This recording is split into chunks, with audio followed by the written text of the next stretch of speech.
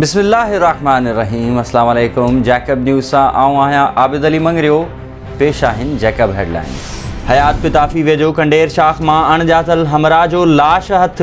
ॻोठाणनि शाख में लाश खे लुढ़ंदे ॾिसी जरवार पुलिस खे इत्तला कयो, जंहिं बाद पुलिस पहुची ॻोठाणनि जी मदद सां लाश सिविल अस्पताल खणाए वई। पुलिस मूजिबि लाश जी हालत इंतहाई ख़राब आहे ऐं सुञाणप बि न थी सघी आहे। हयात पिताफ़ी वेझो ॻोठ साहिब खान लुंड में चुल्ह मां चिण गुथण सबबि 4 घर सड़ी रख थी विया आहिनि। मुतासिरनि जा 2 हथ मथे ते मदद जी अपील।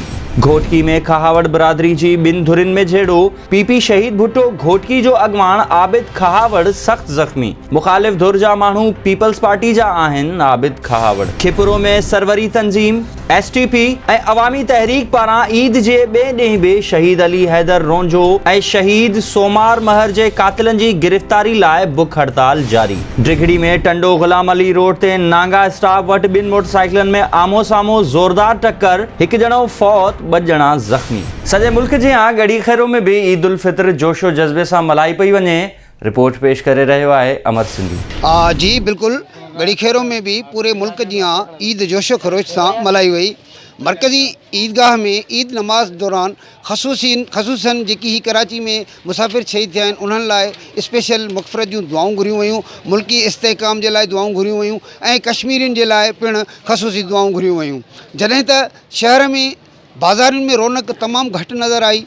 कोरोना सबबि शहर में माण्हुनि जी रश तमामु घटि हुई। ऐं हिकिड़ी ॿी ॻाल्हि असां नाज़रीन खे ॿुधाईंदा हलूं त हिते गड़ी खैरो में हर साल ख़ासि करे मिठाई जा दुकानदार ऐं होटलनि वारा पंहिंजे दुकाननि खे कंहिं कुंवार जीअं सिंगारींदा आहिनि, पर हिन भेरे पहिरियों भेरो हुयो जो संदन दुकान उबाणका ऐं उदास नज़र आया।